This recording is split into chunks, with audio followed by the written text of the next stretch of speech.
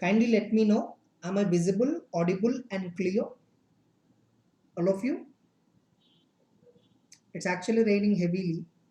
I don't know how far the connection will be clear. Let's hope that the connection will not interrupt. Okay. So in the previous class, we have covered up to risk assessment is a continuous process and dynamic process. Now we are going to discuss about question number 5, concept number 5, which is regarding significant risk. So what is a significant risk? Just a minute.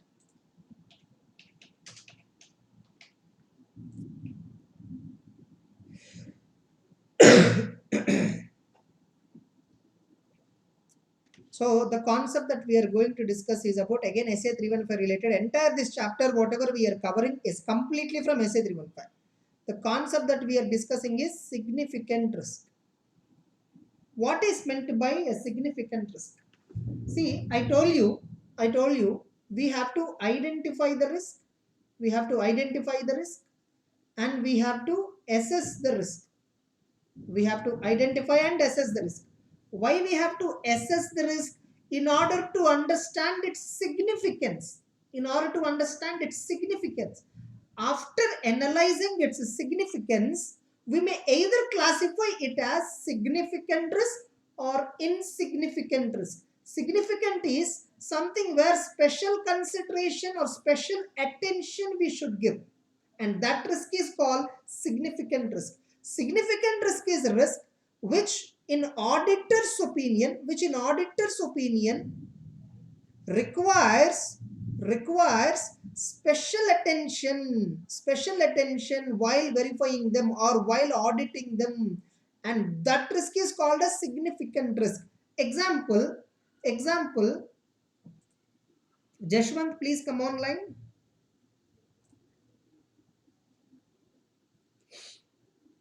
Jashwant, I'm trying to unmute you. Please come on to the line.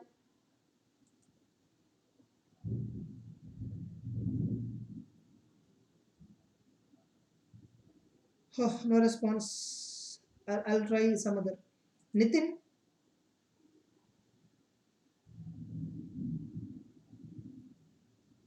Nitin, are you there? Yeah. Yes, sir. Fine. So you hope your environment is clear. No disturbance. Yes, sir. Fine. So auditor has to classify whether a risk is a significant risk or not. So now tell me, Nitin, tell me, risk of fraud, risk of error, which is significant? Risk of fraud, sir. Which one I should be very careful? Fraud. Okay, fine. So yeah, risk of fraud is very significant. Now I'm having risk at two transaction types. I'm transacting with related parties. I'm transacting with unrelated parties. With whom I transact, it will be more risky from the point of view of financial reporting. Yes, sir. Transactions with related parties. Transactions with related parties is a risky area. Why? You can manipulate prices easily, yes or no?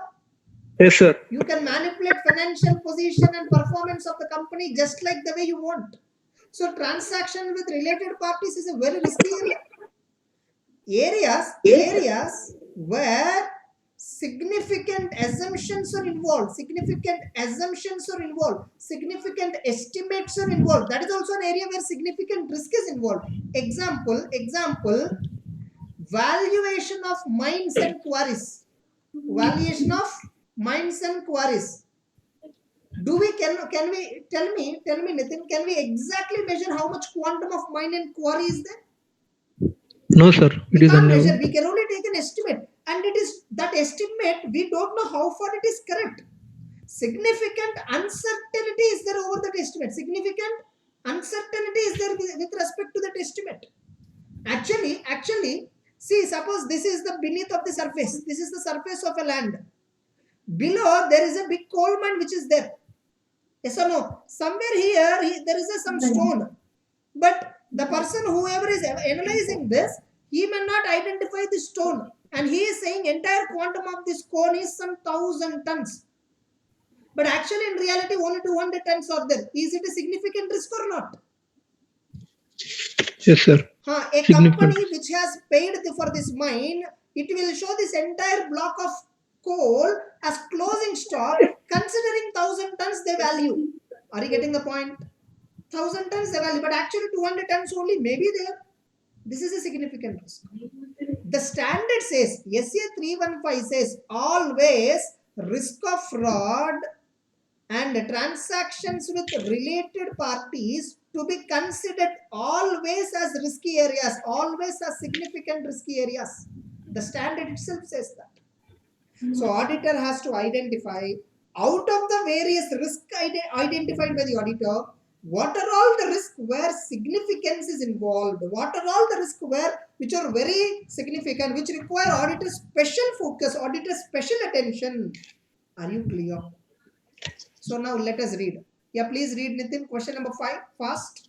See, in this chapter, few questions I will eliminate from discussion in the class. All of you kindly remember 4 to 5 questions at least, not at least 5 to 6 questions minimum. I'll eliminate from the discussion, because if at all we keep on discussing, this chapter itself takes another 10 hours. I want to spend only another 4 to 5 hours on this chapter, including today's class. Maximum within next 2 days we have to close this chapter. Yeah, please. Question number 5. As part of risk assessment, the auditor shall determine whether any of the risks identified are, in the auditor's judgment, a significant risk. Explain what is significant risk. Yeah, so significant risk are? Significant risks are inherent risks with both a higher likelihood of occurrence and a higher magnitude of potential misstatement. So which is having high chances of occurrence. High chances of occurrence in go down, no CCTV cameras, no register is maintained. Definitely the possibility of theft of inventory is highly possible. And how much it is possible? Very big amount the possibility of fraud is there. Yeah, next. The auditor assess assertions affected by significant risk as higher inherent. So whatever assertion, suppose in our example right now I told inventory is the assertion. Whereas in inventory there is a significant risk is there. So I automatically assume there is high inherent risk, unavoidable risk. The unavoidable risk is very high. So the following are always significant risk. Risk of MMS due to fraud, significant transactions with related parties that are outside the normal course of business. Generally, you don't transact with related party. Generally, to the related party or from that related party, you don't buy and sell the good. But suddenly in this year, you are buying and selling huge quantum. So that is outside the normal course of business. Then also we call it as compulsorily that the transaction is a transaction where significant risk is involved. Is that risk visible? No, it is inherent. Are you getting it? Now, sir, how to decide whether it is a significant risk or not? Always remember whether a particular risk is a significant or not. It is always professional judgment. Nitin, are you there? Yes, sir. So whether a particular risk is a significant or not is always professional judgment. Auditor has to see, for one company what is significant risk may not be significant for another. For one auditor, what appears as a significant risk may not be significant risk for another auditor. Are you getting the point? But if at all somebody is asking me, sir, how do you define significant risk? I will define a particular item as significant if it has any of these characteristics. Yeah, first one. Whether the risk is a risk of fraud. If it is a risk of fraud, I will consider it as significant risk. Company is not doing BRS every month. Definitely there may be an error. There is a possibility of error. But of course, fraud is not there. Risk of fraud. Company is doing BRS, and in the BRS there are many unexplained items are there. This is risk of fraud. Among these two, tell me, Nitin, which one is more risky? Unexplained items. Yes or no? Yes, sir. I told you yesterday, unexplained item means you will just write some dummy entry in the BRS, and that will be carry forwarded for the next 6 months, 8 months also. Generally, checks will have maximum time of 3 months. After 3 months, it will become a stale check. Next, yes, so whether the risk is a risk of fraud. If it is risk of fraud, consider it a significant risk. Second point, criteria. Yeah, please read. Whether the risk is related to recent significant economic, accounting, or other developments like changes in regulatory environment, etc., and therefore in require specific attention. 2017, when we migrated from old indirect taxes systems to GST, the department has given certain transitional provisions for claiming input tax credit. You remember? Do you know the meaning of input tax, Nitin? Yes, sir. You're aware of basics of it at least. Yes, sir. So government has given certain guidelines for transition from old excise duty, service tax, VAT, CST to goods and services tax. That time whatever old input tax is there, you can claim under GST, transitional provision. Now when you are auditor at that time to a particular company, you have to check whether the input tax credit has been properly calculated and carried forwarded or not under GST law. That is a significant economic, accounting, other developments in the economy. That time everybody looked at input tax credit is an area where significant risk is involved. Are you clear? Yes, Third sir. one, complexity of the transaction. Suppose if a transaction is just simply I sold goods, he bought the goods, he paid me money. Suppose I sold goods for other than cash, sold goods for exchange of asset. Now asset when I exchange, no, I'm not clear about this market value. Now this is a complex transaction. This is a risky. Tell me, I sold asset for 10 lakhs. I got 10 lakhs. I sold asset and acquired another asset. At what value I should record? Among these two, where we confuse generally with the second transaction, right? Yes, sir. That is a complex transaction. Next one. Whether the risk involves significant transactions with related parties. Is it related to related party transaction? If so, classify it as significant. What is the degree of subjectivity in measurement of financial information? Subjectivity means what? Assumption, judgment. Suppose in a closing stock valuation, NRV value, we don't have any market related information. NRV is purely assumptions based, some completely subjective. There is a possibility of significant risk which is involved. Yes or no? Yes, sir. Next one, whether the risk involves significant transactions that are outside the normal course of entity. Sir, this year generally every day sales happen, 10 to 15 sales will happen every day. Sales invoices will happen. During the last week of the March, per day 70 to 80 transactions are happening. This is something unusual. This is something outside normal course of business. Are you getting anything? Now, Yes, when sir. I find this kind of incident, I will classify that as significant risk. I will classify that as significant. Tell me, Nitin, by the way, what is the consequence of classifying a significant risk? What is the outcome? Okay, I classified a particular assertion or I classified a particular situation as significant risk. What is my outcome? What is my response there? I classified it as significant. What is the next step of the auditor regarding that? Even others also can reply. Yes, sir. What is the, yeah, please. If it is classified as significant risk, we should spend more time on verifying it. Very good, exactly. Auditors' nature, timing, and extent of verification of items classified as significant risk will substantially increase. Yes or no?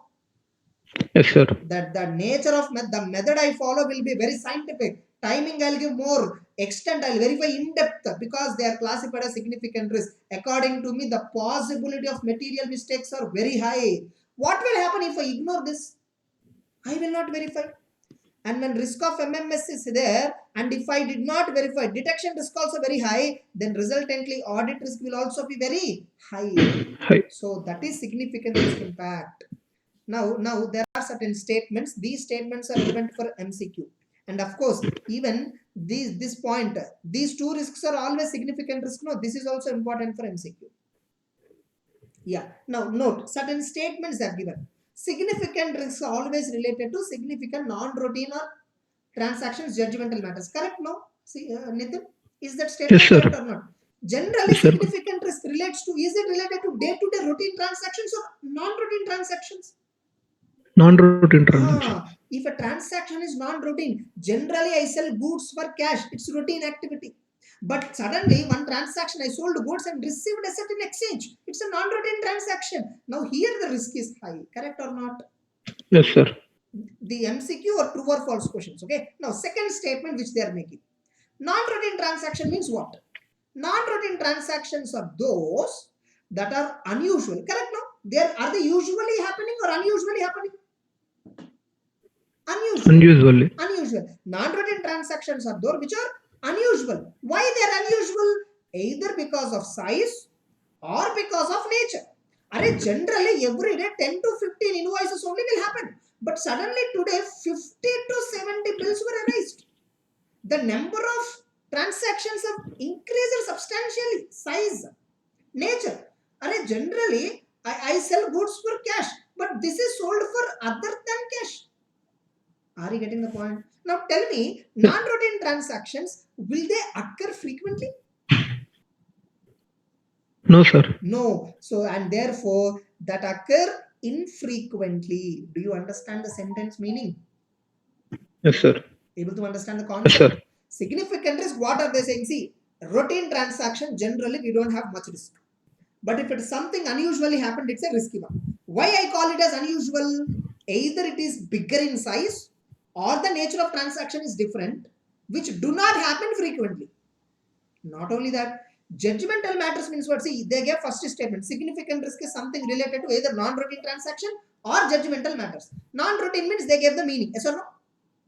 What is Yes, sir. judgmental matters? What is judgmental matter? Judgmental matter may include accounting estimates for which there is significant measurement uncertainty. I don't know coal reserves. Coal reserves I'm valuing based on certain assumptions. Certain assumptions I'm taking while valuing coal reserves. Getting it? The coal, this assumption, is it highly certain? No, Is sir. it very Uncertain. certain? Some uncertainty is there. And those matters are called as judgmental matters. Are you getting it? All of you. You know, here they will test you MCQ like this. They will test you an MCQ in this way. In the following way, they will test you an MCQ. Just a minute. What? Like they will give this statement. They will give this statement. Okay. That occur. This one is there infrequently. They will keep it hold. They will keep a blank. Or they will write frequently. You should say the statement is false. Non-routine transactions are those which do not generally repeat in the year, which occur infrequently, which means not frequent. Judgmental matters are those for which there is significant measurements uncertainty. Here they may modify it as certainty. Are you getting it? If certainty is there, why do we use the word judgmental? Correct? Yes, sir. Estimate is also always estimate. Are they certain completely? No, definitely some uncertainty will be there. So judgmental matters, non-routine transactions, risk of fraud transactions, significant transactions with related parties, these are all items are classified as significant risk. Clear, Nitin? Yes, sir. Clear. Now, what are non-routine transactions? What are judgmental matters? This I will give you for self-study. These two. Getting it? If at all any of you self-study, kindly do it for self-study. Non-routine means I told you no example. Yes or no? Non-routine means I told you. One example I've told you. So here there will be little bit high. Okay. Next. That's it. Just a minute.